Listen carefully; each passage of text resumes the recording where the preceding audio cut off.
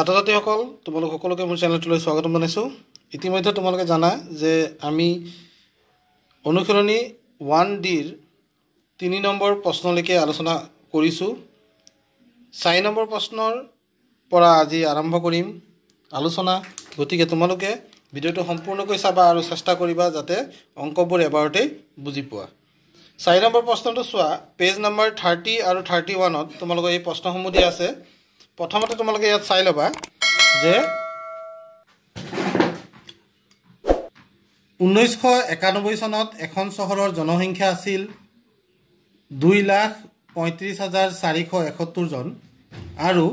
2001 চনত ইয়াৰ জনসংখ্যা 72,958 জন বৃদ্ধি পালে। 2001 চনত চহৰখনৰ জনসংখ্যা কিমান আছিল? আমি এটো হ'ব বুলি লিখিছে, এটো আমি আছিল বুলি দিব লাগিব। কিমান আছিল চোৱা, তোমালোকৰ ইংলিছত এইখিনি দি থোৱা আছে। In 1991 population of a city was 2,35,471 and in 2001 the population increased by 72,958. What is the total population of that city in 2001? ইয়াত তোমালোকে what is বুলি দি আছে, তোমালোকে লিখি লবা what was the total population of that city in 2001. এই অংকটো কেনেকৈ কৰিবা? প্ৰথমতে 2001 চনত যি বৃদ্ধি পাইছে সেই সংখ্যাটো চিন দি লোৱা। 1991 চনত জনসংখ্যা কিমান আছিল সেই সংখ্যাটো চিন দি লোৱা। এতিয়া এই দুটা সংখ্যা, এটা সংখ্যা হ'ল 1991 চনৰ চহৰখনৰ জনসংখ্যা আৰু আনটো সংখ্যা হ'ল 2001 চনত বৃদ্ধি হোৱা জনসংখ্যা। তাৰমানে কিমান বৃদ্ধি হ'ল সেইটো আমাক দিয়া আছে। এতিয়া আমি এই অংকটো কৰোঁতে কেনেকৈ কৰিম, তোমালোকৰ বহি উলিয়াই ল'বা আৰু মই লিখাৰ দৰে লিখিবা। তোমালোকে কুৱেশ্যন নম্বৰ 4ৰ এনচাৰৰ বাবে লিখিবা 4। কুৱেশ্যন নম্বৰ 4ৰ এনচাৰ লিখিবা যিহেতু, গতিকে 4 বুলি লিখি সলিউশ্যন লিখি ল'বা, মানে সমাধান। আৰু লিখিবা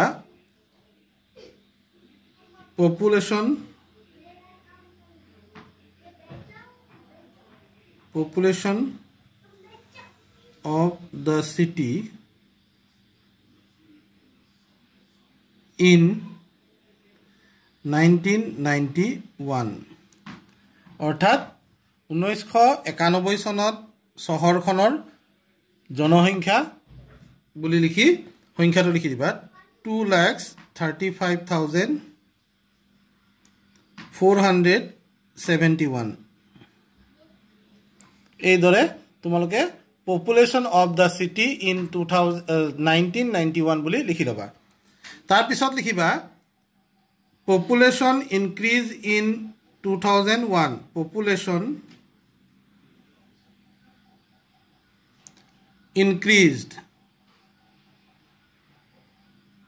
পপুলেশ্যন ইনক্ৰিজড ইন 2001। এইবাৰ চোৱা, তোমালোকে এটা কথা মন কৰিবা, যেতিয়া লিখিবা লিখোঁতে এককৰ ঘৰৰ পৰা লিখা আৰম্ভ কৰিবা। এককৰ ঘৰৰ তলত এককৰ ঘৰৰ অংক বহুৱাবা, তাৰপিছত 5, তাৰপিছত 9, তাৰপিছত 2, তাৰপিছত 7। এতিয়া এনেধৰণে তোমালোকে লিখিলে তোমালোকৰ ভুল হোৱাৰ সম্ভাৱনা কমি যাব। লাষ্টত এনেকৈ তলত আঁচ দি দিবা, লিখিবা therefore total population, তোমালোকক যিটো উলিয়াব দিছে তোমালোকৰ প্ৰশ্নতে আছে total population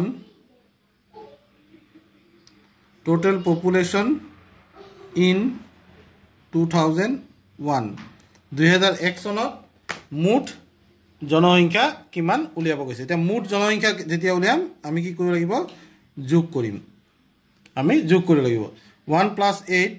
9, 7 + 5 12 12 2 লিখিলা হাতত 1 আছে 4 + 9 13 13 + 1 14 4 হাতত থাকিল আকৌ 1 2 5 + 2 7 7 আৰু 1 8 হল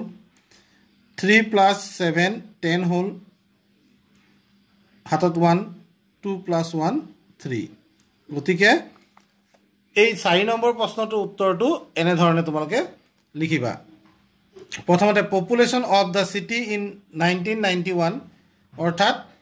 1991 চনত চহৰখনৰ জনসংখ্যা 2,35,471 পপুলেশ্যন ইনক্ৰিজড ইন 2001 2001 চনত বৃদ্ধি হোৱা জনসংখ্যা 72,958 আৰু এতেকে total population in 2001 therefore total population in 2001 বুলি লিখা হৈছে তাৰ মানে হল এতেকে 2001 চনত মুঠ জনসংখ্যা কিমান যোগ কৰি আমি পাই গলো এইদৰে তোমালোকে অংকবোৰ কৰিব লাগিব আশা কৰো তোমালোকে এইটো অংক বুজি পাইছা নেক্সট 5 নম্বৰ প্ৰশ্নটো চোৱা কোনো এখন ৰাজ্যত 2002 2003 চনত বিক্ৰী হোৱা সাইকেলৰ সংখ্যা আছিল 7,43,000 খন 2003 আৰু 4 চনত বিক্ৰী হোৱা সাইকেলৰ সংখ্যা আছিল 8,01,000 খন কোন বছৰত বেছি সাইকেল বিক্ৰী হৈছিল তোমালোকক সুধিছে the number of bicycles sold in a state in the year 2002 2003 was 7,43,000 and in the year 2003 2004 it was 8,100 in which year more bicycles were sold কোনটো বছৰত বেছি বাইসাইকেল বিক্ৰী হৈছিল হেতু সুধিছে গতিকে তোমালোকে হয়তো সংখ্যা দুটা দেখি গম পাইছা তোমালোকে আকৌ এনেকে লিখিবা কোৱেশ্চন নম্বৰ 5 5 ৰ সলিউশন বুলি লিখি ললা কোৱেশ্চন নম্বৰ 5 ৰ সলিউশন বুলি লিখি তোমালোকে কি কৰিবা in 2003 2004 in 2003 2004 more bicycles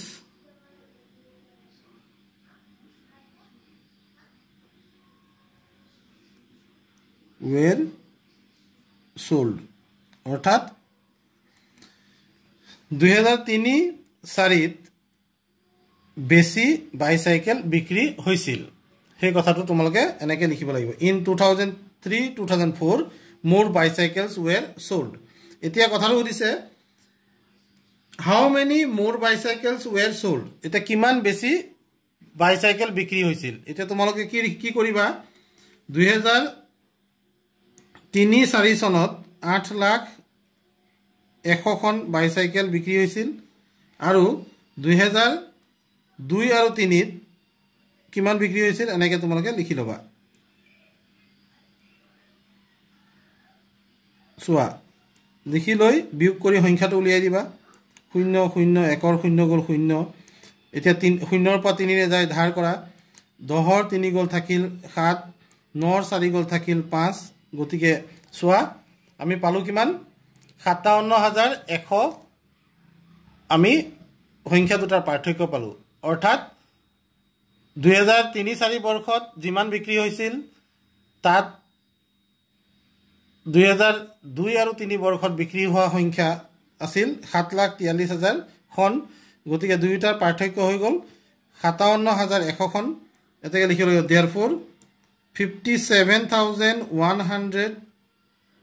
bicycles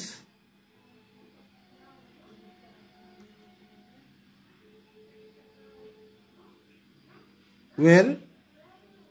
sold ইয়াত এটা শব্দ লিখিব লাগিব 57,100 more bicycles were sold in 2003 2004 এতিয়া 2003 4 বৰ্ষত 57,100 খন বেছি সাইকেল বিক্ৰী হৈছিল সেই কথাটো তোমালোকে এনেকে লিখি দিব লাগিব 5 নম্বৰৰ পিছত 6 নম্বৰ প্ৰশ্নটোত যোৱা 6 নম্বৰ প্ৰশ্ন দিছে দৈনিক বাতৰি কাকত এখনৰ মুঠ পৃষ্ঠা 12খন প্ৰতিদিনে ছপা হয় 11980খন প্ৰতিদিনে কিমান পৃষ্ঠা ছপা হয় নিৰ্ণয় কৰা ইয়াত কৈছে a daily newspaper of a city consists of 12 pages তো দৈনিক বাতৰি কাকত এখনৰ মুঠ পৃষ্ঠা থাকে 12খন আৰু 11980 copies of the newspaper is printed every day প্ৰতিদিনে 11980খন বাতৰি কাকত ছপোৱা হয় আৰু তোমালোকক কৈছে find the total number of pages of the newspaper printed every day তোমালোকে এই প্ৰশ্নটোৰ পৰাই উত্তৰটো লিখিব পাৰিবা তোমালোকে কি বুলি লিখিবা সোৱা তোমালোকে কোৱেশ্চন নম্বৰ 6 ৰ সলিউশন বুলি লিখিবা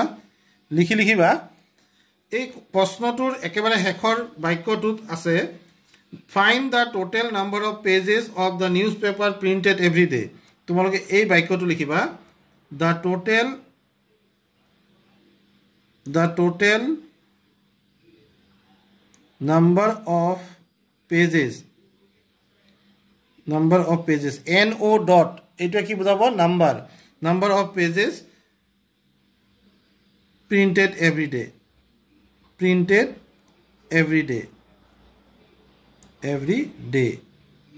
প্ৰতিদিনে ছপোৱা মুঠ পৃষ্ঠাৰ সংখ্যা কিমান হ'ব 11980 কপি নিউজ পেপাৰ আছিল আৰু 12 কপিকে 12 পৃষ্ঠাকে এখন নিউজ পেপাৰ থাকে গতিকে এটো পূৰণ কৰি দিবা 0 2 0 গুণ 0 2 8 গুণ 16 6 হাতত থাকিল 1 2 9 গুণ 18 18 একে 19 2 গুণ 2 2 একে 3 2 গুণ 2 এককৰ ঘৰৰ পূৰণ হৈ গল দহকৰ ঘৰৰ পূৰণ কৰিবা 1 0 গুণ 0 1 8 গুণ 8 1 9 গুণ 9 1 গুণ 1 1 গুণ 1 এতিয়া আমি উত্তৰটো পাম 0 6 7 12 13 হ'ব 3 4 হ'ব আৰু 1 গতিকে আমি পাই যাম 1,43,760 পৃষ্ঠা অৰ্থাৎ 1,43,760 pages were printed every day তাৰ মানে total number of pages printed every day উলিয়াব দিছিলে গতিকে তোমালোকে এনেকে উত্তৰটো কৰিবা তো ছাত্ৰছাত্ৰীসকল আশা কৰো তোমালোকে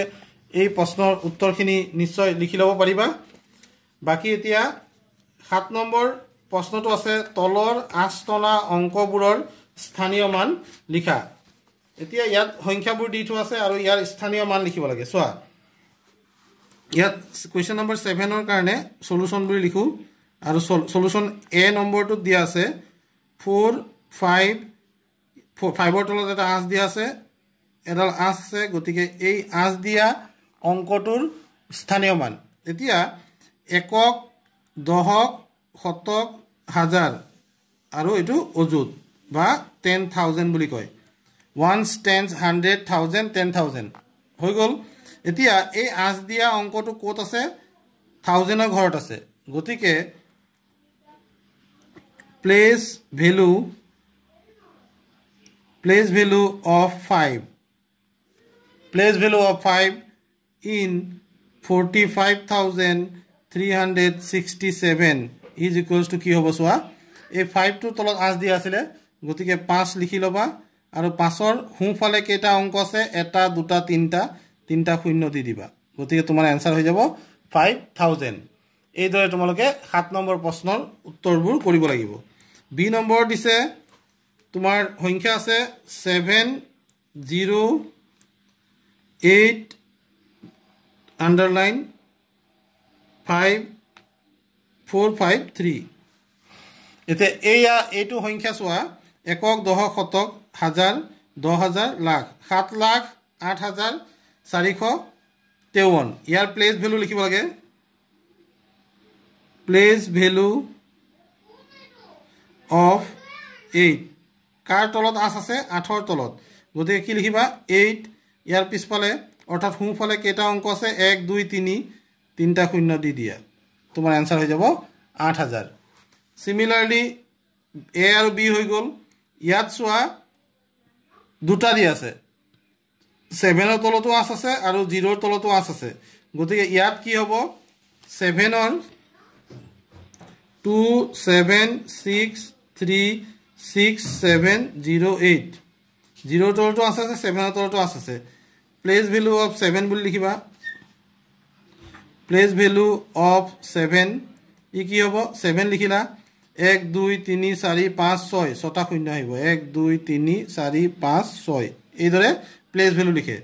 আকৌ প্লেস ভ্যালু অফ 6 দুটা অংকৰ তলত আছিল প্লেস ভ্যালু অফ 0 0 তলত আছ আছিল গতিকে 0 ৰ প্লেস ভ্যালু যতে নবহক ইয়াৰ ভ্যালু সদায় 0 হ'ব তাৰ পিছত সোৱা